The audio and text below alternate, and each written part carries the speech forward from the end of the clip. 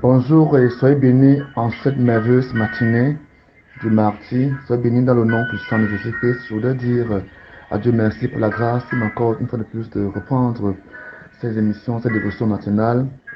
Après une bonne période de maladie, d'épreuve, le Seigneur m'a donné la grâce de me relever, d'être en santé, de récupérer la santé.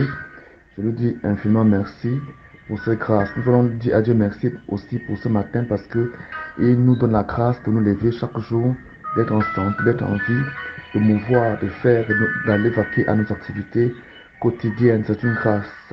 Ce matin, nous allons parler, n'est-ce pas, du texte de Hébreux chapitre 1 à partir du verset 5 jusqu'au verset 14. La Bible nous parle de la différenciation, alors la différence qu'il y a entre le Fils de Dieu et les anges. Il faut comprendre ici que nous sommes de la lignée de Jésus, c'est-à-dire nous sommes, n'est-ce pas, nous sommes co-héritiers avec Christ. Ça veut dire que nous sommes, n'est-ce pas, fils de Dieu au même titre que Jésus devant Dieu lui-même, devant Dieu le Père Tout-Puissant.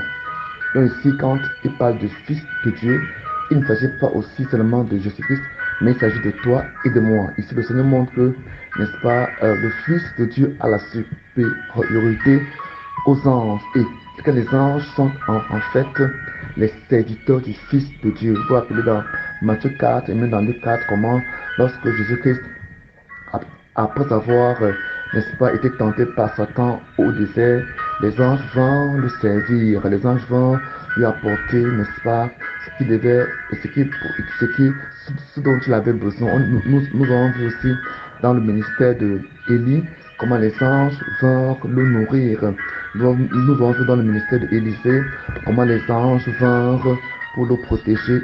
Ils constituaient une armée innombrable dont les anges sont, n'est-ce pas, des êtres réels qui vivent au quotidien, des fils de Dieu, des hommes qui servent Dieu. Dieu, c'est dans sa parole que l'ange de l'Éternel campe auprès de celui qui le craint. L'ange de Dieu campe auprès de celui qui craint l'Éternel. Je vais lire dans Hébreux chapitre 1, verset 5 au verset 7. Mais avant, je priais, Père, merci.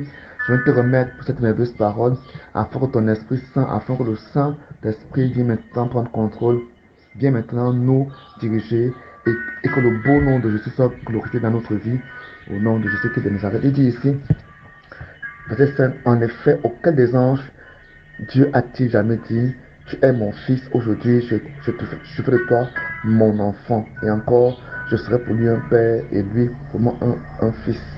Mais lorsqu'il introduit le premier-né dans le monde, il dit encore que tous les anges de Dieu se prosternent devant lui. Ici, ça montre que la Bible nous montre que Dieu n'a jamais dit à un ange, un de ses anges, que voilà, tu es mon fils, aujourd'hui, je fais de toi mon enfant. Donc, pour montrer que les anges de Dieu ne sont pas les fils de Dieu, mais ils sont des créatures. Ils ont été créés.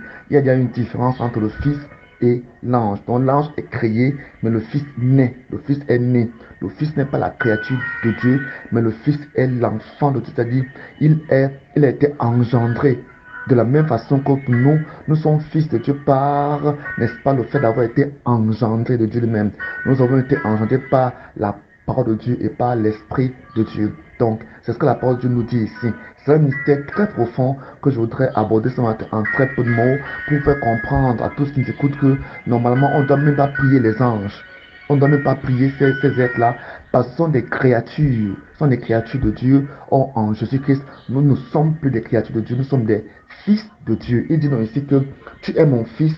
Aujourd'hui, je fais de toi mon enfant. Ou encore, je serai pour lui un père et lui pour moi, il sera un fils. Mais quand il introduit le premier-né, pourquoi est-ce que Dieu appelle Jésus-Christ le premier-né? Parce qu'en fait, Dieu n'a pas enfanté. Ça se dit même dans la religion musulmane que Dieu n'a jamais enfanté. Et c'est vrai, mais ici, il y a une réalité que le premier-né de Dieu, c'est Jésus-Christ. C'est ce mystère que je voulais vous apporter ce matin, que Jésus-Christ est le premier-né de Dieu. C'est qu'il est le fils unique. Il n'est pas l'être créé. Il n'est pas la première créature de Dieu. Il est le premier fils, le fils aîné, le fils unique.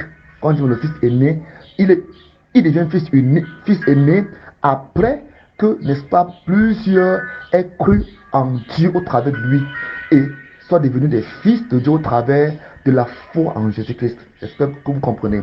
Donc, à partir de la foi que tu as en Jésus-Christ, à partir, n'est-ce pas, de l'écoute de la parole de Dieu qui t'est annoncée sur la mort et la résurrection de Christ, sur, n'est-ce pas, l'œuvre achevée de Jésus-Christ à la croix du travers, en y croyant, le Saint-Esprit apposant en toi le sceau de la présence de Dieu, c'est la marque que tu es fils de Dieu. Le sceau du Saint-Esprit en toi est, n'est-ce pas, le signe qui montre que, n'est-ce pas, tu es fils de Dieu. Donc à ce moment-là, Jésus-Christ n'est plus fils unique, il devient premier-né. Amen. Mais avant tout ceci, la Bible l'appelle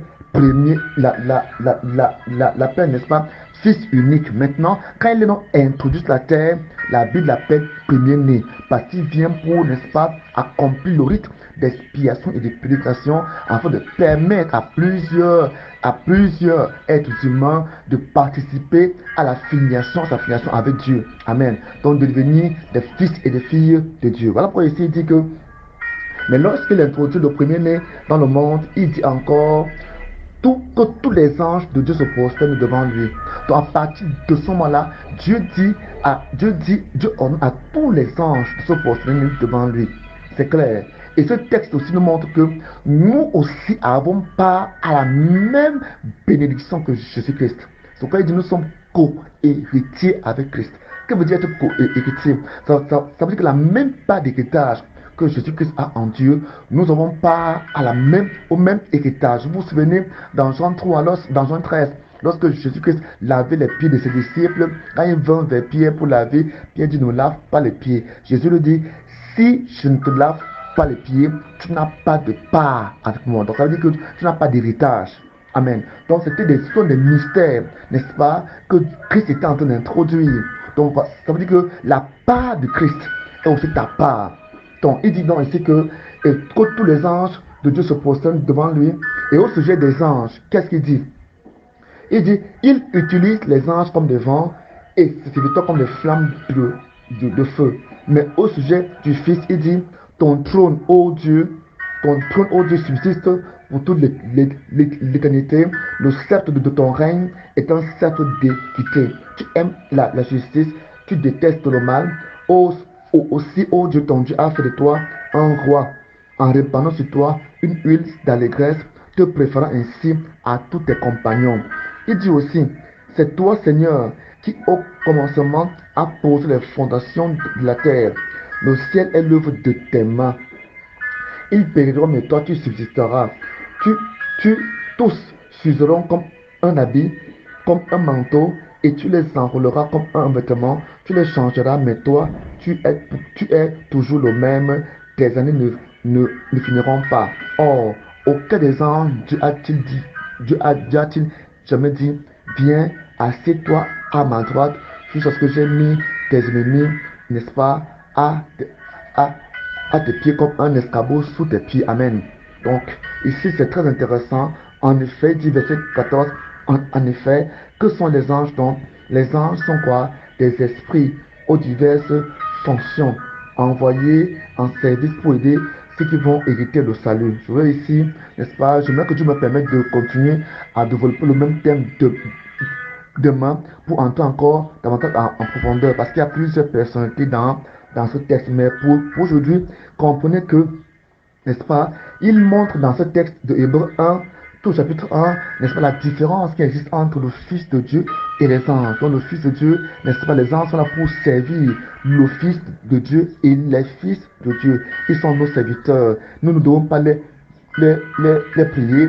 Nous ne devons pas traiter directement avec eux. Si plaît à Dieu, nous pourrons voir cela demain. Mais pour ce matin, demander, j'aimerais prier pour vous afin que la main de Dieu se manifeste dans votre vie, que sa grâce soit sur vous en cette merveilleuse journée et que la gloire du Fils de Dieu en vous se manifeste puissamment.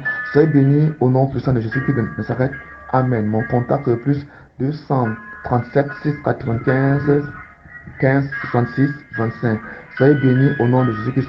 Sur YouTube, vous trouverez sous le nom Bled, Bétien Bled, c'est écrit B-L-A-I-D-E, B-E-T-S-E-M. Soyez bénis au nom de Jésus. Amen.